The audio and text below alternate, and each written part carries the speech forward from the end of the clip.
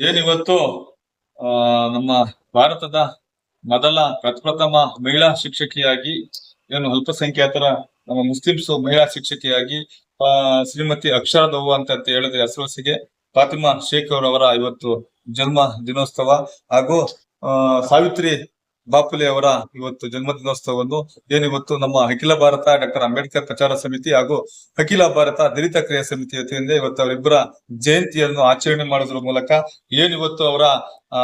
ಪ್ರತಿಯೊಬ್ಬರು ಅವರ ಹಾಕಿಕೊಟ್ಟಂತ ಹಾದಿ, ಹಾಕಿಕೊಟ್ಟಂತ ದಾರಿ, ಹಾಕಿಕೊಟ್ಟಂತ ಮಾರ್ಗದಲ್ಲಿ ನಾವೆಲ್ಲರೂ ನಡೆಯುವುದರ ಜೊತೆಗೆ ಏನು ಶೂದ್ರರು ಮತ್ತು ಮಹಿಳೆಯರು ಶಿಕ್ಷಣಕ್ಕಾಗಿ ಹೋರಾಡಿದ ಜ್ಯೋತಿ ಬಾಪುಲೆ, ಸಾವಿತ್ರಿ ಬಾಪುಲೆ ಅವರ ಜೊತೆ ನಿಂತು ಶಿಕ್ಷಣ ಕ್ರಾಂತಿಗೆ ಜೀವ ನೀಡಿದ ಭಾರತದ ಮೊದಲ ಮುಸ್ಲಿಮ್ಸ್ ಮಹಿಳಾ ಶಿಕ್ಷಕಿ ಫಾತಿಮಾ ಶೇಖ್ ಅವರ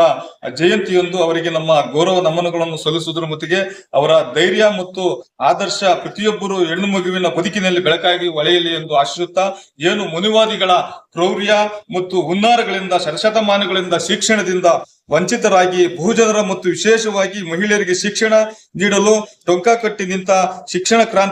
ಕ್ರಾಂತಿಗೆ ಮುನ್ನುಡಿ ಬರೆದ ಅಕ್ಷರದ ಜ್ಯೋತಿಗಳಾದ ಮಹಾತ್ಮ ಜ್ಯೋತಿ ಬಾಪುಲೆ ಮತ್ತು ಅವರ ಅಕ್ಷರದ ಅವ್ವ ಸಾವಿತ್ರಿ ಬಾಪುಲೆ ಜೊತೆಗೂಡಿ ಶಿಕ್ಷಣದ ಕ್ರಾಂತಿಗೆ ಮಡಿದಿ ಇಟ್ಟು ಈ ಮೊಟ್ಟ ಮೊದಲ ಭಾರತೀಯ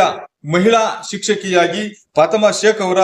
1995ನೇ ಜಯಂತಿಯ ದಿನದಂದು ಅವರಿಗೆ ಗೌರವ ನಮನಗಳನ್ನು ಸಲ್ಲಿಸುವ ಜೊತೆಗೆ ಏನಿವತ್ತು